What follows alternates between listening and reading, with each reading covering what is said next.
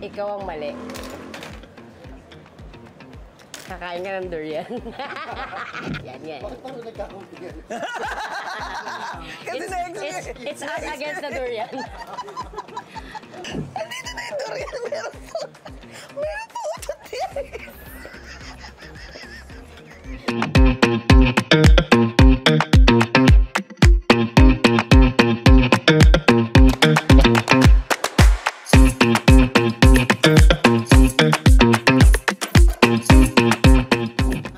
Yung mga tanong mo, masyadong ano So, parang may trick yun. Pag gusto ko mali yung sagot niya.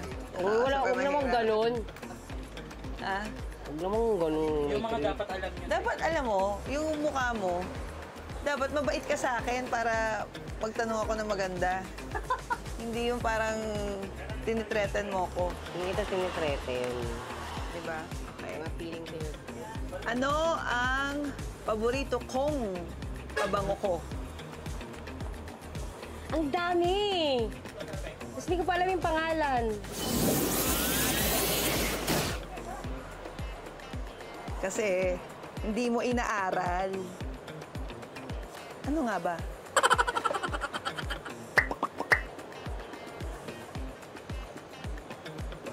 Teka lang!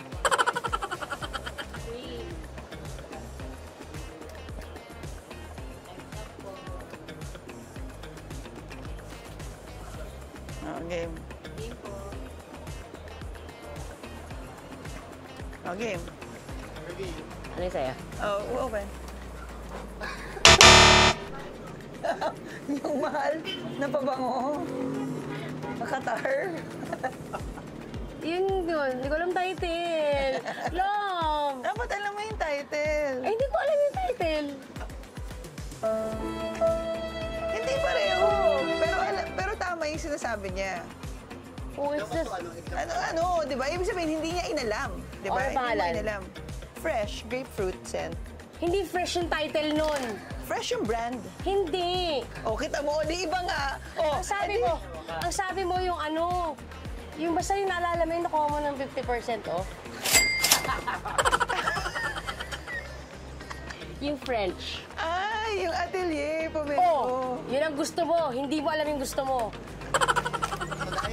Teka, mas marunong ka pa sa akin eh. Yun yung gusto ko ngayon. Kasi hindi mahal. Love, yun ang bukang bibig mo. Every time we travel. Love, I really want this.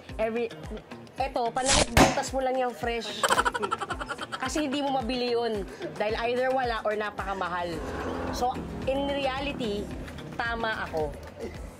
Ikaw ang mali. Kakain ka ng durian. Oo nga, may pagkatama siya.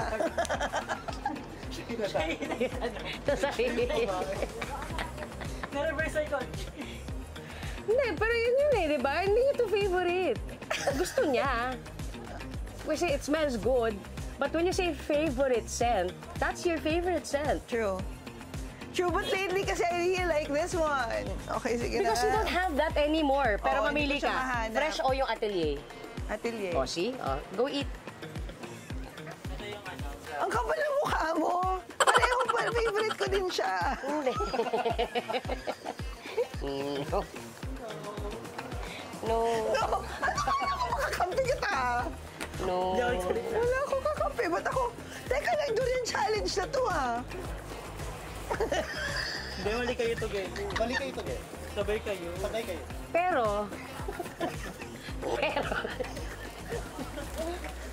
Namayan mo na ako. Oh, Hindi mo alam yung pangalan. oh, pero alam ko kung ano yung pabango. Oh, dapat alam mo. Dapat alam mo yung brand. So, tama ka na nga, pero yung mahal na pabango sa Qatar, ang dami niyan. Oh, But you know- you could be coming up with just stuff that you iniimbento mo lang. Dalawa na kaming kakain, okay? Bait Yeah. lang naman, di ba? Hindi naman sinasabing kainin lahat, di ba? Oo naman, game. Hindi ba yung ice cream? Ayun mismo yung kakainin. Oo. May buto na yan. Hindi, Siyempre, parang, malaking batik. ito, ganyan. Parang, ayan yung piece of that.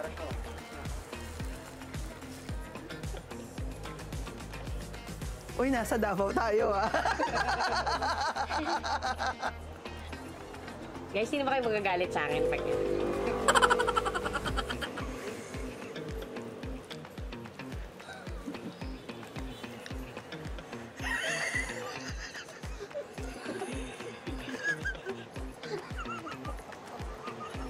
ganon.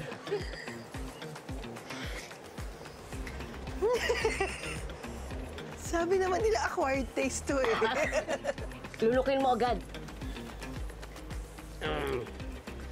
Parang siyang ano...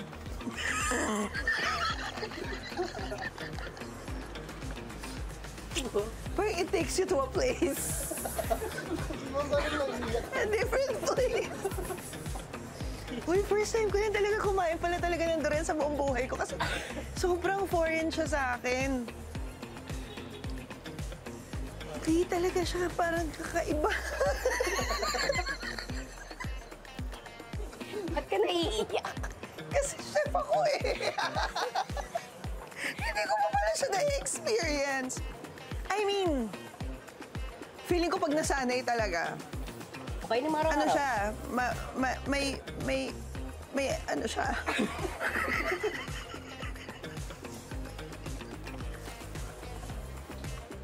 Ang laki ng kinain ko, ah. Love, marami pang tanong. May ice cream iba yung lasa, tsaka yung yema. Malamang, mayroon ng gatas yun eh. Okay. Anong pangalan ng gitarang nawala, nanakaw sa Seattle? Ano yung tawag ko sa kanya? Dali. Ready? 5. See? Mabait ako. I always think about us. Not just me. Grabe. Tamo na kapakain ka tuloy sa sarili mo. Tanong. Ako yun yung the best eh. Napakain siya sa sarili niya. Tanong. So, si Junjun, ito yung gitara niya na Yamaha na, anong tawag doon? Hollow. Tapos ano, talagang grabe. Marami na kami pinagsamahan Simula nung ni Junjun. nagkita kami ulit for the last how many years, talagang, yan na yung traveling guitar niya. Everywhere. Yan talaga yung gamit niya. Yeah. So, ibang klase yung kasanayan din ni Junjun sa paggitara ni Ice. At saka si Junjun kasi, maaasahan mo siya sa... Parang tao. Si Junjun, maaasahan mo siya. Kahit saan mo siya dalahin, alam mo tutunog siya na maayos. Oo. Hindi mo kailangan i-sound check masyado. Oo. So talagang nalungkot kami nung nasa Seattle kami. Tapos, May kumidnap sa kanya. oo, naiwan namin siya or hindi siya naibaba ng producer dun sa kotse. Eh, nagsistay naman kami sa hotel. Hindi, so, pagising namin, papunta na kami para sa susunod na pupuntahan namin. Ayun. Sa airport, Papunta kami airport. nakita ko basag yung... Basag yung basag yung coach, yung Salamin. SUV yun eh. Tapos yun, wala Hindi na siya yung bag nakakita. ko, nawala yung bag ko with my passport and everything. Tapos, siya naman yung gitara nakuha. So, ayun. Okay, my question is, what is our top travel destination? Pinaka-favorite natin sa lahat ng napuntahan natin. Oh, ganyan na. Alam kong kaya mo tong sagutin. Pag hindi mo pa nasagot to.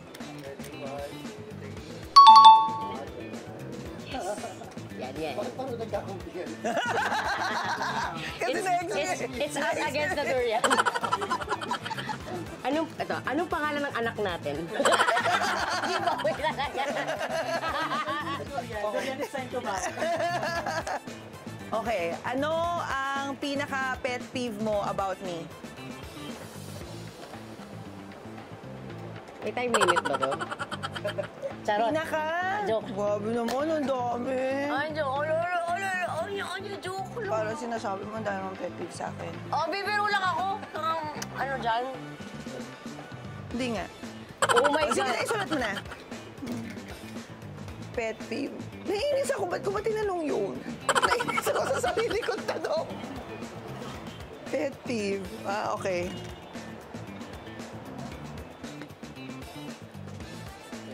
Sandali. Kasi baka mas malalapas doon rin yung mangyari sa akin. Joke lang. Dami ah. Number 3. Charot. Okay, ready? Yung wala akong sense of time. Kasi lagi siyang naiinis sa akin pag halimbawa aalis na kami. Tapos ang dami ko pang ginagawa. Tapos halimbawa yung meeting namin 7:30. Oy, nagbabago na sagot? Wala lang kasara. Okay, so lagi siyang laging nasanay na siya sa akin na pag, halimbawa, ito yung oras, hindi niya na ako mamadaliin, gano'n.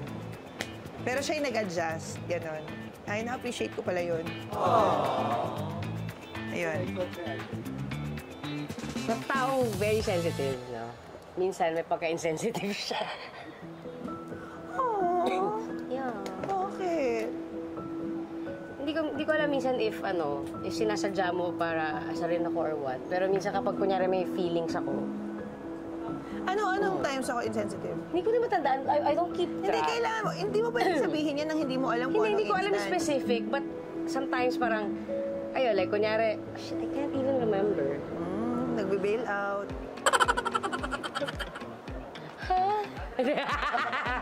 Hindi, yung sinasabi Hindi, di mo ba na yan. nasabi ko sa'yo yun before? There was something that, I-process natin yan. ngayon, sa harap ng durian, Dorian, mag-intay ka. Kasi kakainin ka namin eh. Hindi kami pareho ng sagot eh. Oh. parang ngayon, We need to understand Hindi, kapag why. kunyari- Ba't hindi tayo pareho ng Okay, sagot? parang ngayon, hindi mo ako pinapasagot. Grabe naman. Okay. Okay naman, napaka-sensitive mo naman. Lahat na lang. Lahat na lang. Grabe lang. Hindi.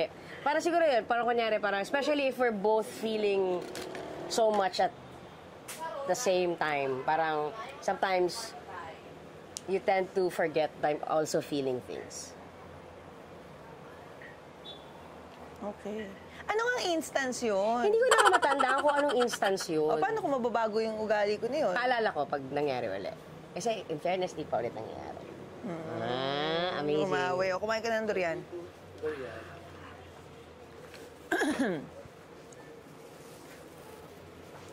Ako lang, ba't ka kakain? Ay, Hindi ka naman mali sa sagot mo eh. tama ba yung sagot ko? Hindi. Oo. So ako yung nagtanong. Okay, tama? Pero kasi, kaya ka lang naman kinong-test yung kanina kasi alam kong hindi naman yun yung paborito mong pawango. Oo. Sige na, go. Kaimain ka na. Naghahanap ka pa ng excuse. Uy, nasa Davao ka. Anong lasa? Paglulok yung ano eh. Dali bang, It takes a little getting used to. So ito na yung pinaka-ano niya masarap. actually, creamy siya. Creamy, oo. Siguro, Pero okay, be objective. sige, I'm being objective. Okay. objective. Sa lahat ng mga durian na natikman ko, this is not my first time. Ha? Hindi mo pala first time. Ba't yung, ako first time ko talaga. No. Hindi ko, wala akong choice sa ibang panahon, di ba? Isusubo sa'yo, ganyan. Pero like ko niluluwa. Pero ito, in fairness sa kanya, creamy siya. Okay. Ang ano niya, talagang very strong talaga yung lasa niya. And siguro yun yung medyo nakaka-off for me. Parang sobrang strong na ng... Very in fairness, intense. hindi ganun ka siya kabaho. Or sorry, hindi ganun ka-strong yung scent niya. Compared sa ibang durian na naamoy ko. Kasi di ba normally, pag nasa harap mo talagang sasampaling ka ng amoy eh. Ito hindi. Hindi siya ganun kalakas. Okay. Pero malakas yung lasa niya. Okay. But very creamy. Okay, ikaw na magtanong. Yung mga tanong ko, wala ka pang durian na kain. Sa mga tanong mo, puro durian. Game na. Ano yung unang cost ng pagtatalo natin?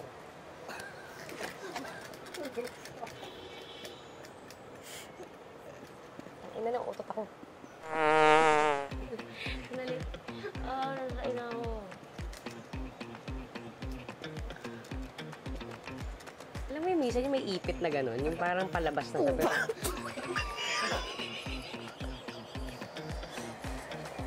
Ay! May mga tae lagi na napasok. Kahit saan mapunta may tae pumapasok. Andito na yung durian. Meron po utot yan. na kumain pa ng durian. Iba yung sapak eh.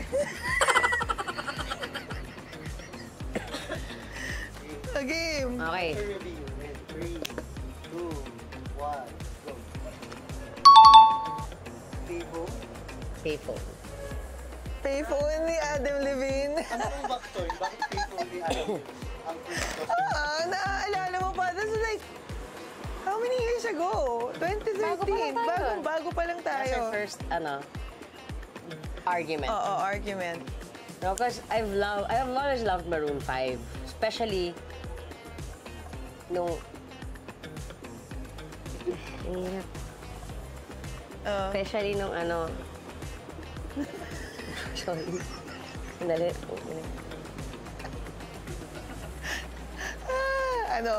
Gusto mo talaga mapanood ng mga ginagawa namin, ah. Especially nung yung mga This Love, yung yung She Will Be Loved. Be loved, yeah. Kaso, nung nagbago sila ng music, hindi na ako masyado naging fan. So narinig ko sa radio yung Payphone. Nasa US kami na ni Liza. Tapos, parang sabi ko, tingnan mo tong Maroon 5. Sabi ko gano'n. Parang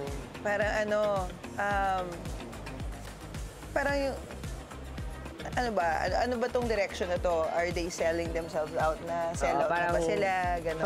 From the music that they used to play, She Will Be Loved, parang grabe yung shift na parang... So, well, kasi kami ni Ice, hindi talaga kami nag-aaway dahil sa,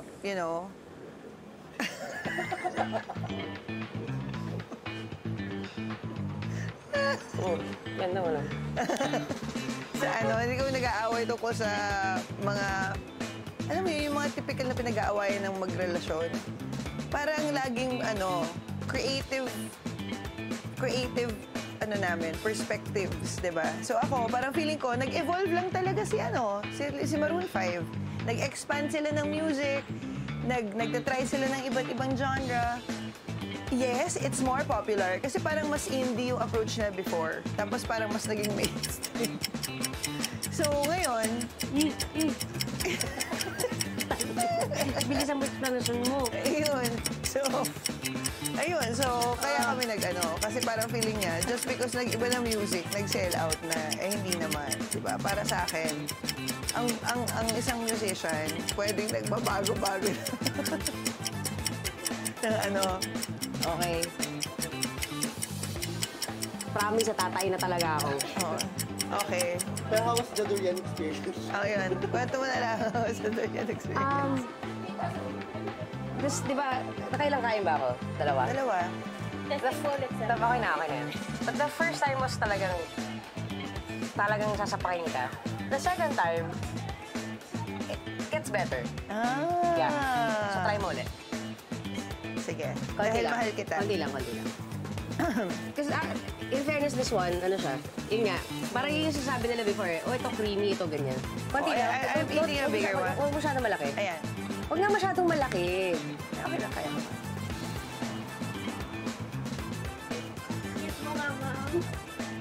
Durian leaf. Chicks lang.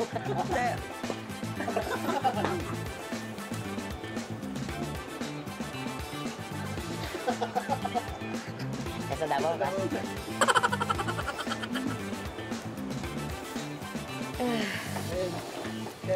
Okay, bye-bye na. Bye!